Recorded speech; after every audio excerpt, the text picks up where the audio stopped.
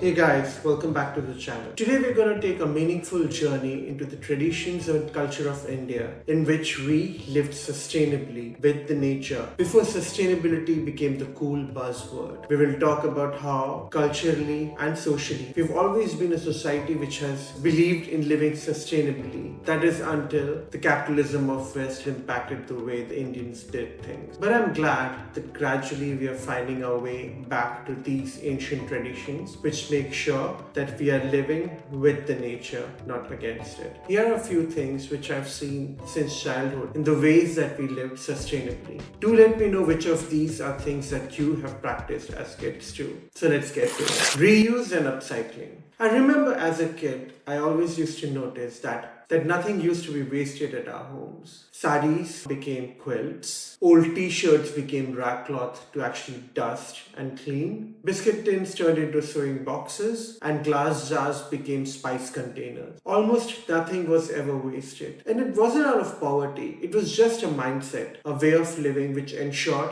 that nothing gets wasted. The idea was to make sure that before anything is discarded, we make the best use of it in every way possible. What better way to make sure that your waste is reduced as much as possible? Let's get to the second point. Eco-friendly traditional architecture.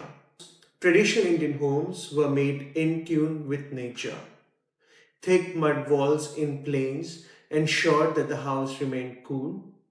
Stones made sure that the house remained warm in the hilly and the colder areas. And in the plains, slanted roofs ensured that they could handle the monsoon rain.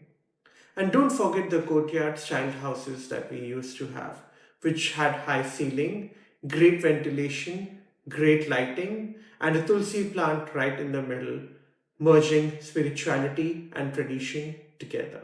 Materials like bamboo, clay, and stone were locally sourced. There was no carbon intensive cement or synthetic insulation. Everything was sustainable and ensured that the house is energy efficient. Something that the houses in the West are striving for right now was so common across India for the longest time. Our houses stood the test of time and seasons. Getting to seasons, the next topic is our seasonal diet. Indian diet was built around food sourced locally and in season. You would eat cooling foods like cucumber during summers and food like ginger and mustard oil during winters to keep yourself warm. Our meals were prepared locally and did not travel thousands of miles across cities and states to reach you.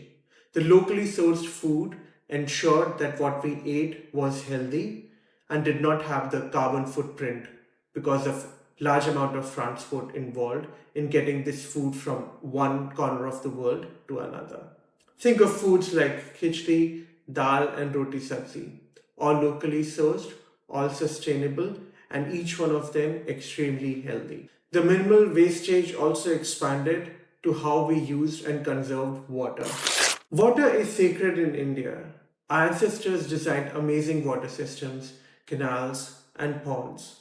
Even in modern times, you'll notice people using buckets and mugs instead of shower, which by itself saves a lot of water. Because unlike in the modern times when shower just keeps running while you take bath, you had one bucket of water that you used to use while taking bath, ensuring there is no water wastage. The idea has always been to only take what you need and not even a bit more.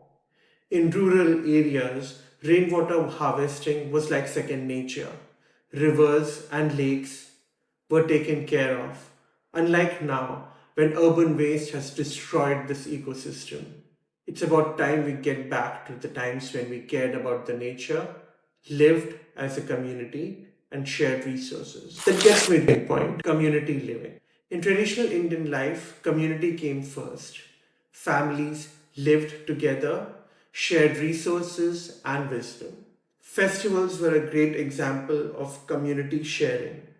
Everybody shared utensils, ensuring minimal waste.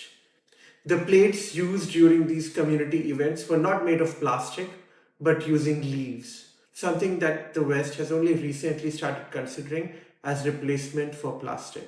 These leaves-based utensils and clay pots ensured that whatever waste is left is actually biodegradable and goes back to where it came from. Unlike the plastic of today, which once used goes to the landfill to stay there for thousands of years. This community living not only reduced consumption but also built resilience. Communities which lived together came together in times of crisis and ensured to help each other in every way possible. That was a social sustainability that defined the society back then, something that was as important as environmental sustainability that we strive for nowadays. So, the next time you see your grandmother using old containers or using seasonal cooking in order to give you your healthy, tasty meal, remember that here is a person who has been living sustainably from way back when sustainability was not just a school term but way of life. Indian traditions hold a treasure trove of eco friendly wisdom. The question is, can we bring it back to modern life? Which eco friendly practices of the ones that I just listed do you still use? Or you think it would be something that you can easily go back to? Do drop that in the comments and do let me know if you like this video.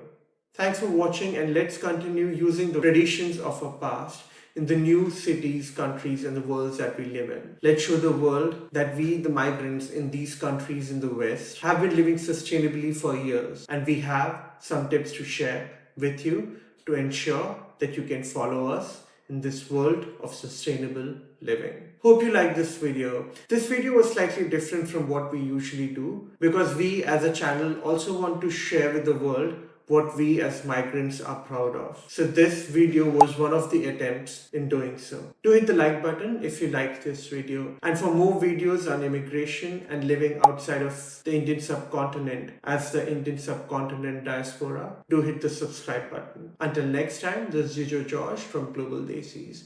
Have a good day.